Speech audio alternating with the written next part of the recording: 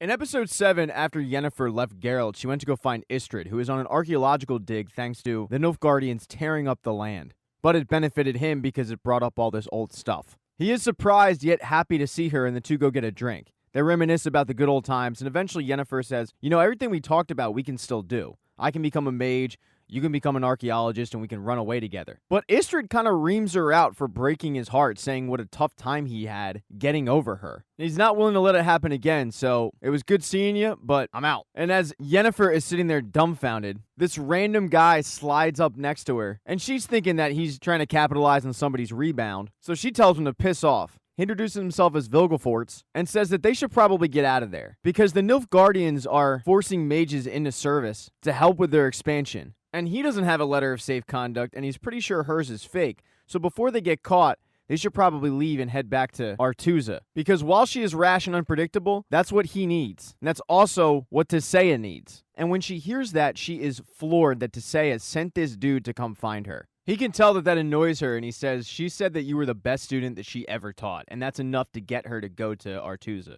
But when she gets there, she questions why she's even there. And they brought her there because they're worried that Nilfgaard is going to attack Cintra. She doesn't really care about that, and she wants to talk to Tissaia, but he tells her that Tissaia doesn't even know she's there. And she goes, I've been here for 5 minutes and the lies have already started. I'm out of here. But then she starts walking the halls, and all these memories come back from when she was a girl there. And when she goes into her old room, she encounters 3 students, and at first starts to yell at them, saying how she could rat them out to Tissaia, but then lets them know that she's not going to do that. She tells them how she stayed in that room when she first arrived, and they ask her about being a mage and going to court. But even after these girls are looking up to her, with the success that she's had, when she looks in that mirror, she still sees the hunchback that first arrived at Aretuza. She then brings the girls to the botanist room and says, I'm going to show you the herb recipes that they don't want you to know about. Because they're not allowed to mix herbs. And Yennefer says they don't want you to mix herbs because they want you to come to them for everything. So she mixes herbs and everybody gets high. I mean, everyone's tripping balls in the room. One of the girls mentions how they really shouldn't be doing that. They could get expelled. And she says, there's worse things than getting expelled. I'll show you. And she brings them to the pond where her former friends were turned into eels. Once again, one of the girls tries to leave, and Yennefer says, go ahead, leave. I mean, you have no talent whatsoever, so you'll always have a home here.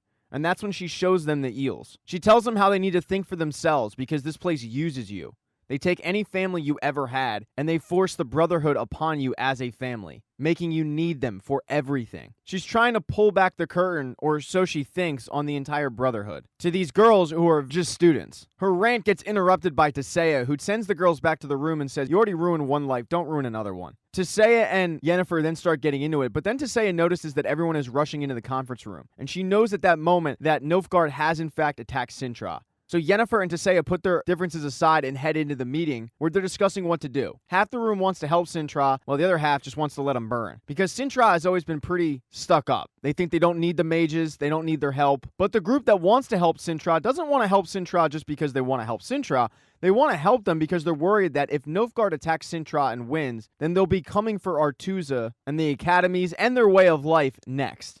The meeting is then interrupted by Frangilla, who tells them that Nilfgaard is after Cintra and only Cintra. And one of the reasons why they're worried about Nilfgaard attacking Aretuza is because Nilfgaard, along with the advice from Frangilla, has changed a little bit of the teachings and how they do magic. And Frangilla says, yes, we've changed a little bit of things, we've adapted, but while you want us to be brothers, we're more cousins, we're not enemies. And as for the dark magic that you think we do, there's no such thing as dark magic, it's a myth. There's just magic. But even though Frangilla is saying that she's not after Aretuza and their way of life, some people don't buy it, and those people include Frangilla and Tissaia and Vilgefortz. So the head of the Brotherhood, who just so happens to be Frangilla's uncle, says, all right, let's give it to a vote. And the group votes to let Cintra burn. After the meeting, Tissaia pulls Yennefer aside and says even though they lost the vote, a few of them are going to try and help Cintra. Because Aretuza is all she has, and she can't risk Nilfgaard coming and changing her way of life. So if Yennefer doesn't want to help the Brotherhood, do it for her. Do it for Tissaia. And she even asks please, to which Yennefer says, is that the first time you've ever used that word? But desperate times call for desperate measures. Now, Geralt, after getting broken up with, notices the Nilfgaard army heading towards Cintra and knows that there's danger. And because of the pressure he was feeling about claiming his Law of Surprise, he schedules a meeting with Musak to find out what's going on with the child. And he thinks initially that it's a boy, but Musak lets him know, no, it's a girl. It's Princess Cirilla. And she's fine. She's doing great. She's being taken care of by Kalante. But then in their private meeting, they hear some commotion, and the Witcher knows that assassins were sent to kill him. So he grabs Muzak and forces him to portal them out of there. And when he does so, he just so happens to portal right in the town square where he's standing in front of Kalante, who is shocked to see him. He chastises her for trying to kill him and says he's just looking out for the child, but she's reassuring him that the child is fine. He lets her know about the Nilfgaard army coming, but she's very confident, and why wouldn't she be? She's always been confident. She's always won. But Geralt says if there is any doubt whatsoever in your mind that you could lose a war against Nilfgaard, then you should give her to me.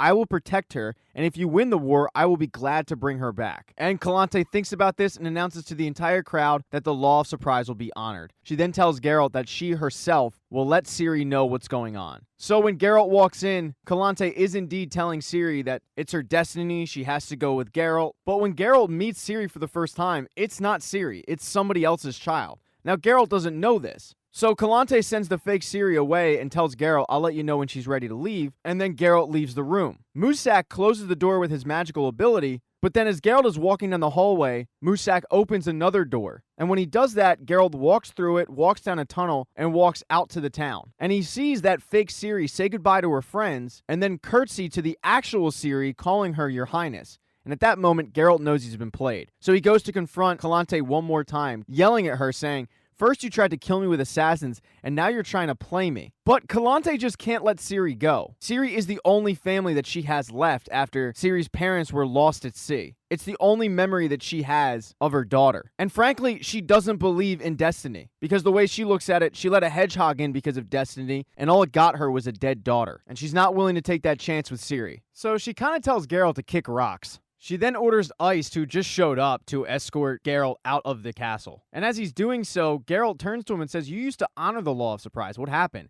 He said, well, I had a granddaughter. That's what happened. Iced then asks Geralt to never come back. And Geralt turns to him and says, if Ciri's in danger, I'm going to come back. And Iced says, that's why I have to do this. And he imprisons him. So when the Nilfgaardians overtook the city, Geralt was in a prison below the castle. But once Kalante realized what was happening and realized that, hey, maybe I should have followed this whole destiny thing, she told Muzak to go down and get him. But he was too late. Geralt had already broken out. When Muzak returned, he told Kalante he escaped. And she says, well, the good news is there's still hope because he's out there. She then tells him to get Ciri out of the city and tells Ciri to find Geralt of Rivia. He is her destiny. She then jumps out of the castle window. And when she does that, she does so right in front of Geralt, who sees her dead body and is shocked, but also knows that Ciri is in danger. So he heads back into the castle to find out where she is. But at that moment, she was being escorted out, and it was like two ships passing in the night. Now, speaking of Ciri, she's made it into a town by herself and is looking to get to Skellig. And that is where Iced is from. She asks somebody how long it would take to get to Skellig, and they say about 7 days by horse, and laughs her off when she asks how long it would take to walk there. She has to barter a family ring to get a pair of gloves, and ends up stealing a horse. When she makes camp for the night, she's overtaken by a bunch of people from Cintra that she recognizes and used to play a game with, and she thinks that they're friends. But she learns quickly that they didn't feel the same way. They start robbing her and yelling at her how they had to let her win because she had a crown, but she doesn't have a crown now. And that's when she drops to her knees being channeled by the white flame. She hears the voice say that the era of the sword and the axe is nigh. And that is something that Kahar said in the previous episode. The voice says a couple other random things, and then Ciri belts out a scream. Thank you for watching this recap. If you do not see the next one up in the corner right there on the end screen, don't worry, it'll be up shortly. Please consider following the channel. That'd be cool. If you liked the video, give it a thumbs up. And if you don't, there's a thumbs down button for a reason.